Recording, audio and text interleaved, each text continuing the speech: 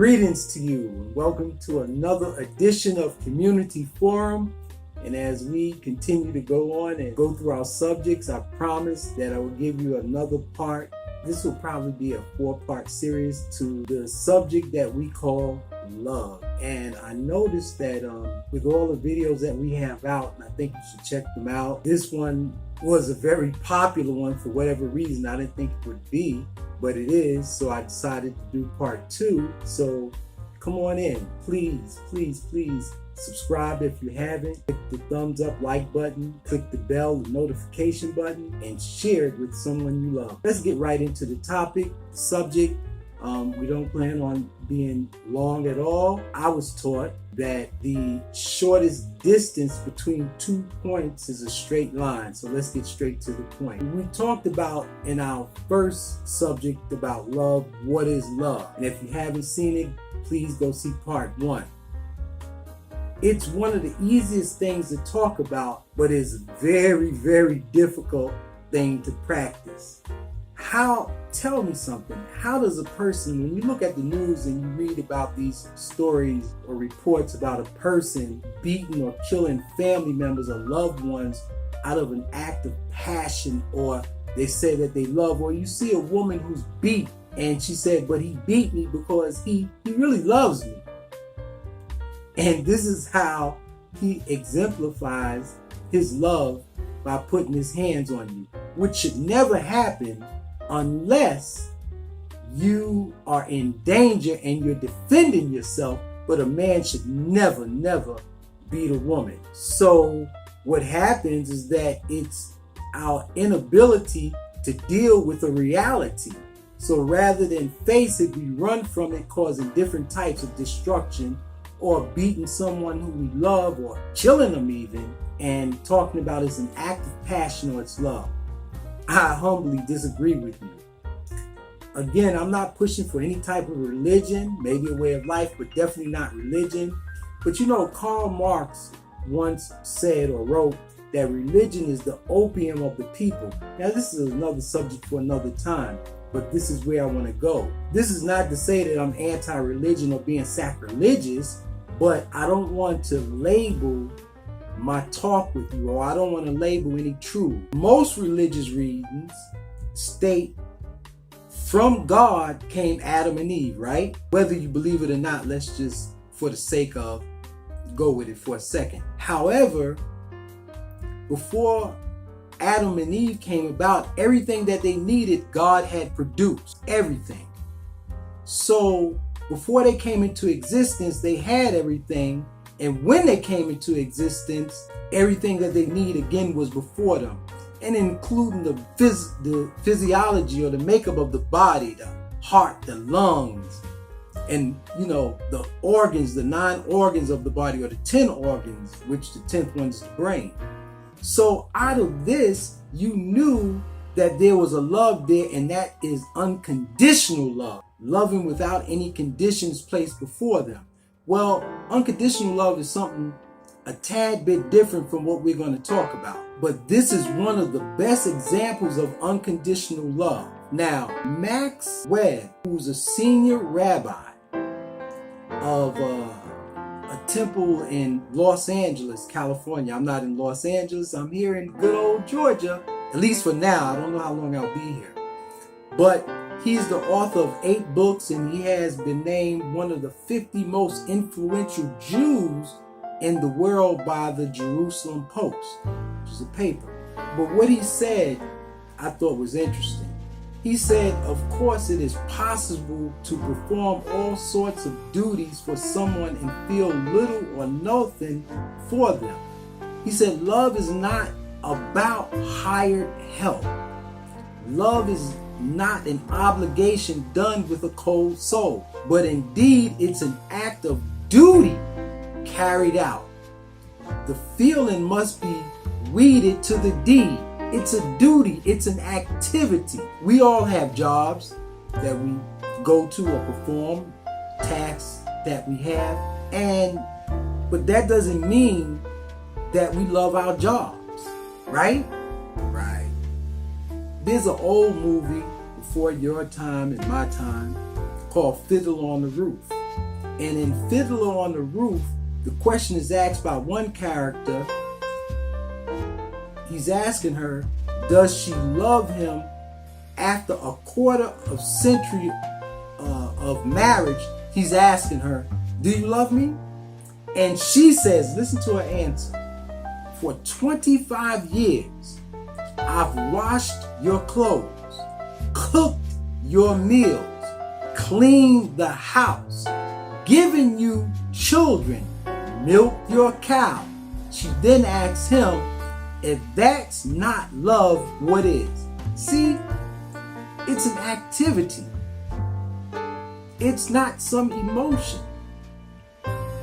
Love is not this crazy lust-filled stuff that we live. You know, lust, you call it love, get it mixed up. It's an action, it's productive out of a need.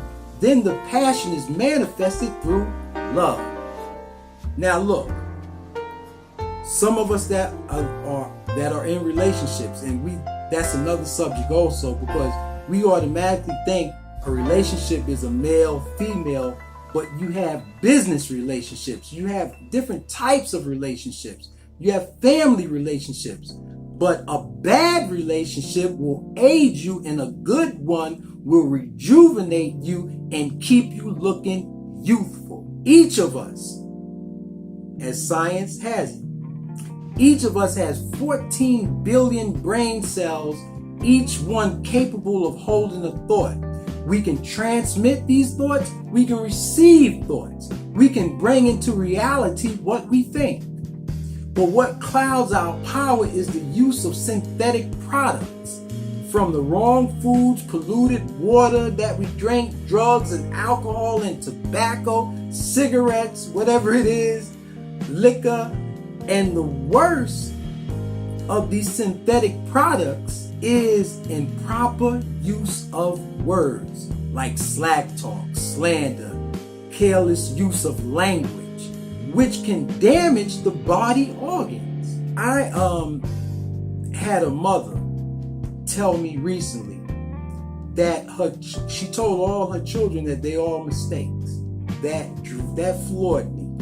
What type of mindset is that? To pass on to the child mistakes that you made to exonerate yourself. That's a reprobate mind. As a mother, you are protector over your children, and particularly their mental state of being. This mistake that you're talking about, you pass on that to the child, tell them that they're a mistake, right? You pass it on to the child, which later on develops into a dis-ease or disease in the child. Then they begin acting out without ever knowing what caused that particular action. The mother truths are subjective. To say that the child is a mistake, you really would have to ask God himself, or whichever name you may call the creator by, why did he make a mistake? It's like he had an off day in producing the child. Everything in existence has a purpose in life, from the tiniest of atoms to the largest of creations, which means you and I have purpose in life. Now I'm taking too much time on this. Words have power. They can destroy and create. We can choose to use this force constructively or destructively. Words have energy and power and light and life in them, with the ability to help, to heal, to hinder, to hurt, to harm, to humiliate, and to humble. This is why good essays and lectures are rewarded for the use of words. Now look, we gotta close this out. We gotta close it out. I'm sorry, I took 5 minutes more than so I'm going to have to cut some of the stuff that I wanted to say and kind of close this out. You know, some of us, we listen to music. And why do we listen to music? Because we like what's being sung, but this is words. And sometimes when we're in bad mood, we listen to a song and it picks us up and it rejuvenates us. This is the power of words. And then there's certain news that we don't wish to hear. It could be a bill that we read and we received in the mail and we read. It could be a bad report on someone or ourselves that causes us to act indifferent. Some things, if made known, could cause trouble. Injurious talk is disparaging all the time.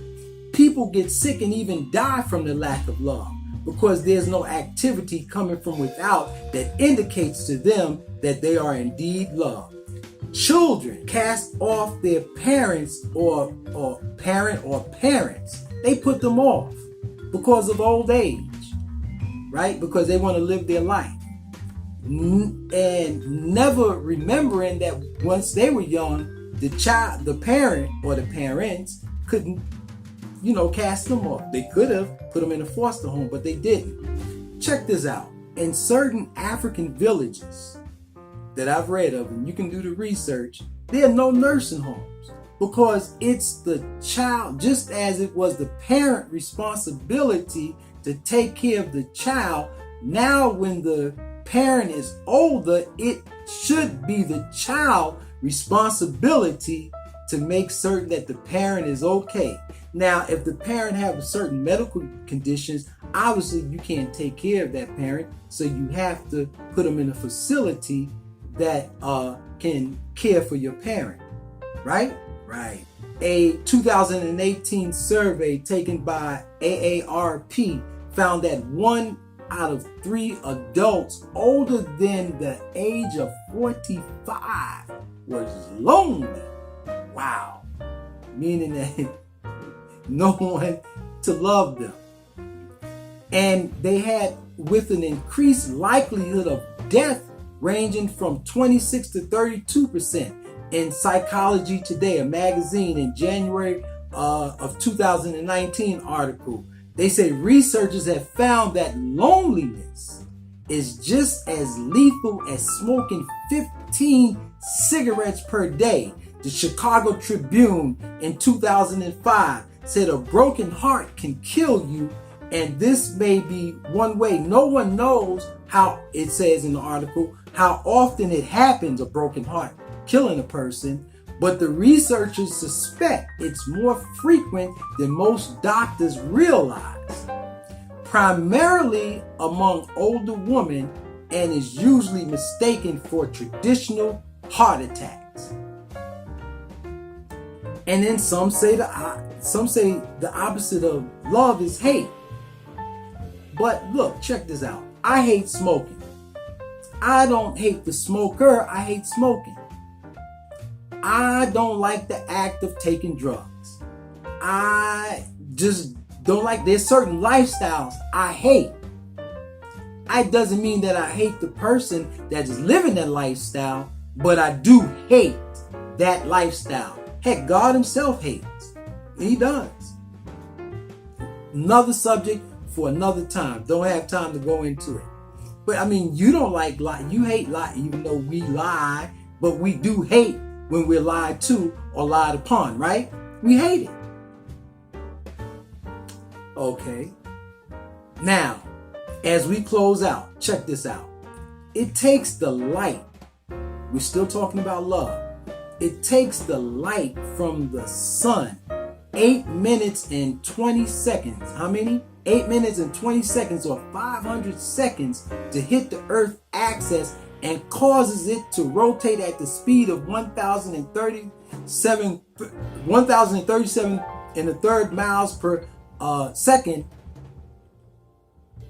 This light that's coming from the sun, 8 minutes and 20 seconds, is hitting an Earth that weighs 6 septillion tons, a unit followed by 21 ciphers at the majesty of light.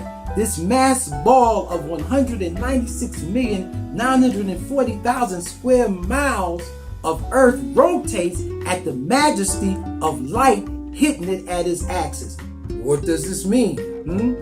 Well, just as it takes it 500 seconds or 8 minutes and 20 seconds from the light of the sun to hit the Earth axis to cause it to spin, it takes it that amount of time, 8 minutes and 20 seconds, for the blood to run from the head to the heel and back to the head.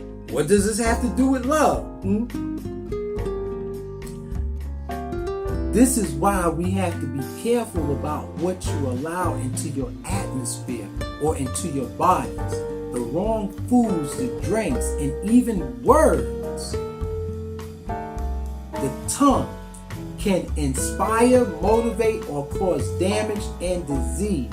So we have to be careful about the usage of words. And this is a knowledge of self which produces love. Did you know in certain societies that your tongue could be cut out for lying?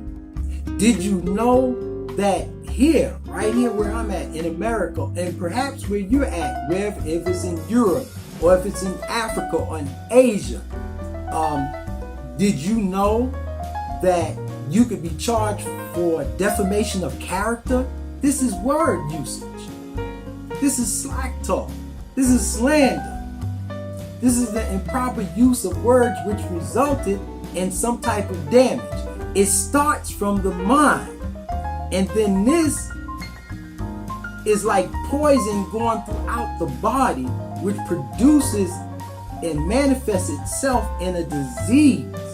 Some of the diseases we have is a result of word usage.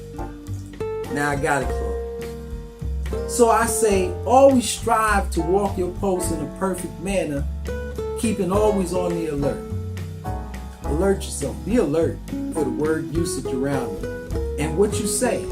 Real or true love is an activity that once experienced results in a better way of life.